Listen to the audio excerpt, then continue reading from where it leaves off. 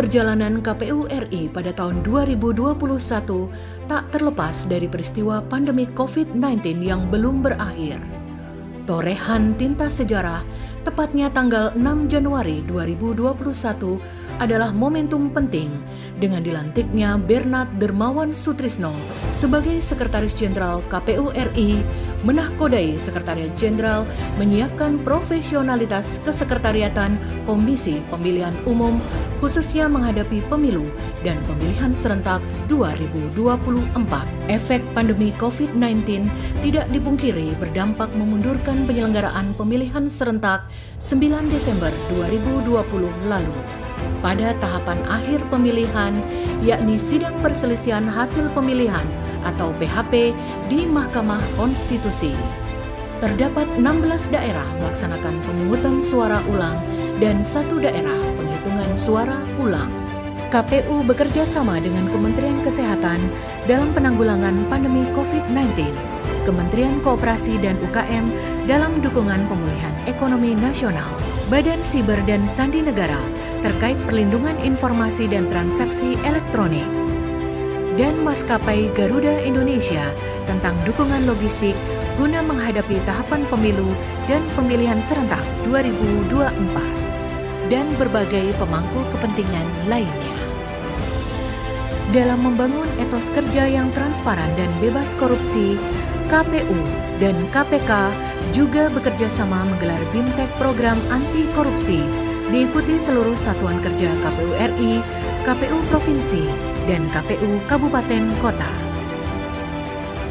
Sebagai wujud transparansi, KPU juga memberikan pelayanan informasi bagi masyarakat melalui Pejabat Pengelola Informasi dan Dokumentasi atau PPID yang saat ini sudah dapat diakses melalui ponsel atau website PPID KPU seluruh Indonesia.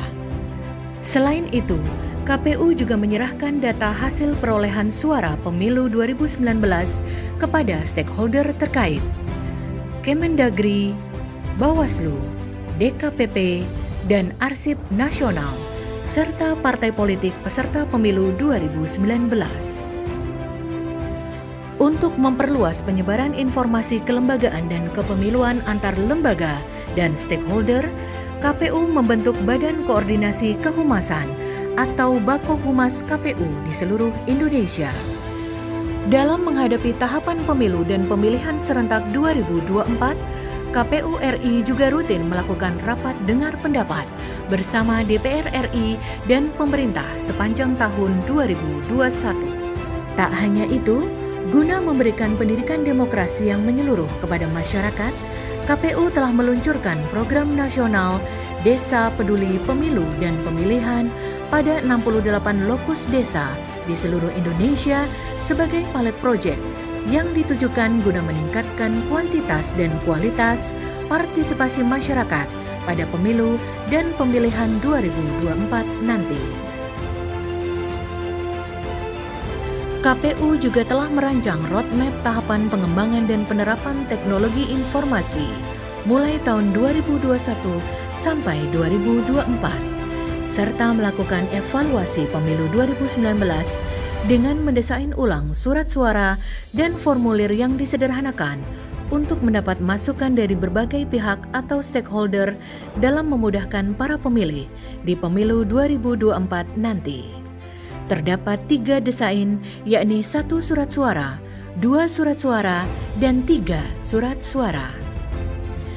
Sepanjang tahun 2021, sederet prestasi berhasil diraih KPU, mulai dari keberhasilan mendapat predikat wajar tanpa pengecualian atau WTP atas laporan keuangan KPU tahun 2020, juara 1 Lelang Awards kategori lelang non-eksekusi wajib, juara 2 BMN Awards kelompok 3 kategori utilisasi, juara 3 BKN Awards, serta terbaik 1 Jaringan Dokumentasi Informasi Hukum Nasional kategori lembaga non-struktural. Pada kesempatan yang baik ini saya ingin menekankan bahwa kunci utama yang menentukan kualitas pemilu adalah penyelenggara pemilu yang profesional dan berintegritas. Karena itu KPU harus betul-betul menyiapkan semua tahapan-tahapan dengan detail, dengan rapi seperti tadi disampaikan oleh Ketua KPU, sehingga kepercayaan pada penyelenggaraan pemilu akan semakin kuat. Persoalan teknis akan menjadi politis yang dapat mempengaruhi kualitas pemilu, karena itu segera harus dilakukan langkah-langkah perbaikan mulai dari aspek manajemen teknis seperti perbaikan kualitas daftar pemilih tetap DPT, kemudian manajemen kerja KPUD dan KPPS sampai dengan teknis rekapitulasi suara. Dengan segala capaian dan usaha menghadapi tahapan pemilu dan pemilihan 2024, KPU berkomitmen untuk meningkatkan pelayanan terbaik bagi masyarakat. KPU melayani.